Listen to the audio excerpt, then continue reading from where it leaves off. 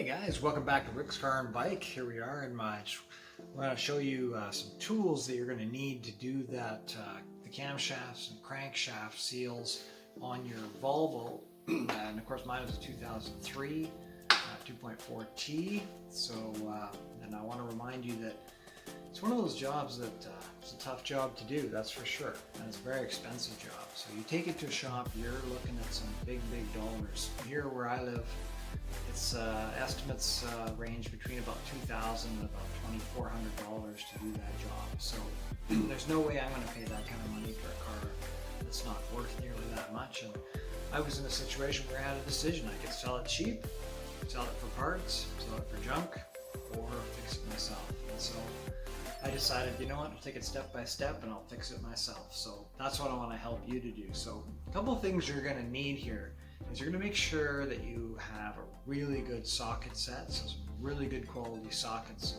some breaker bars. You're also going to need some pulley removal tools. Okay, so I got a couple here.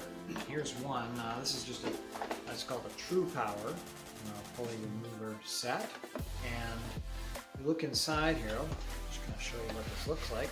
It's got a number of different pieces here that can help you. And it's kind of self-explanatory how it works, but you'll figure it out if you take a look. There's a whole bunch of good videos on the internet here about how to use these sets, but it's pretty simple, and you have to have this to make this work. Okay, so that's one of the pulley removal tools I have. I also have this one, which I used quite a bit. This one here. And this one was very useful.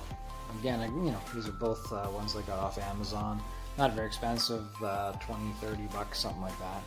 And again, the whole idea here is that you take these different bolts and you're going to end up screwing them into the holes that are on the pulley, and using this piece along with this piece here to be able to actually get that pulley off. Now, in some cases, when you're dealing with a serpentine belt pulley, what you can do is you can just take a rubber mallet, and once you've got the serpentine belt off, you can just use the rubber mallet, go all the way around it, smacking it lightly all the way around, and then wrench it off with your hands. Now that quite often will work for your serpentine belt pulley.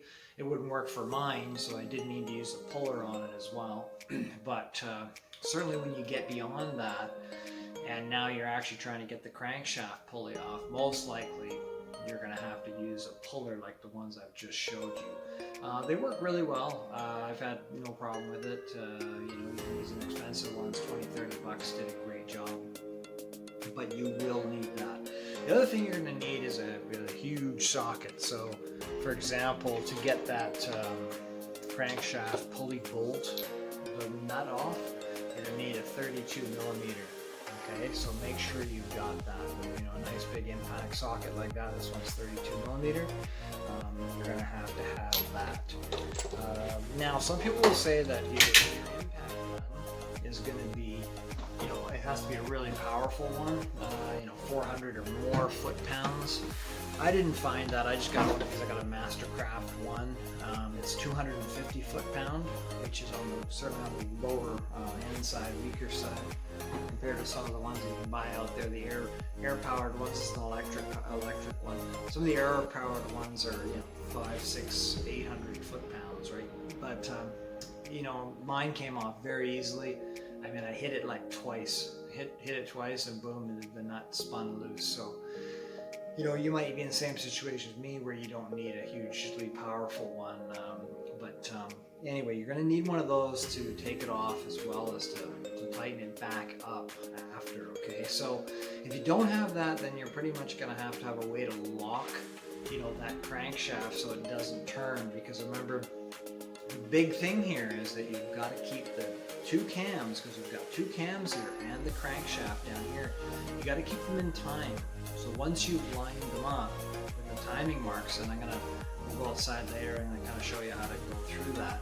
But once you've lined them up, you've got to keep those marks in the same place. Okay, so that's the most important thing, and that's the thing, you know, I was worried about too. I'd never done this before. I never replaced the camshaft seals. I never replaced the crankshaft seal. So was worried about that too. How am I going to make sure I keep the cams in time? Because there's some tolerance. I mean, a tooth, probably not a huge deal. 2 teeth, probably run a little rough. 3 teeth, you might be, sending that car off to the junkyard. So you got to be very careful to make sure that you are very precise in what you do. So we'll go up to the car later, and I'm going to show you how to kind of look at those cams and how to find the timing marks and how to mark them so that you keep them secure. The other thing you can do is some people will buy a camshaft locking kit. You can buy those as well on Amazon. I looked for one. They were $70-80. I felt like I could use my own method to be able to keep those cams in place, so I didn't buy one, I didn't use one. But you certainly can do that. If you're a little concerned, maybe you feel like they're a little ham-fisted or something, you're a little worried that you're going to move those cams around, then you can certainly order yourself a camshaft locking kit, okay, from Amazon, and then you just on the back of the cams, we'll show you that tomorrow. You take those 2 black caps, you pull them off, and then once you've got the crankshaft and camshafts lined up in time. This is all before you remove that timing belt. You've got them all, the timing right on the timing mark. Then you can lock those camshafts in place. Then you don't have to worry about that stuff. But I'll show you when we go outside how I did it, okay? All right, thanks for watching. We'll catch up with you in a minute.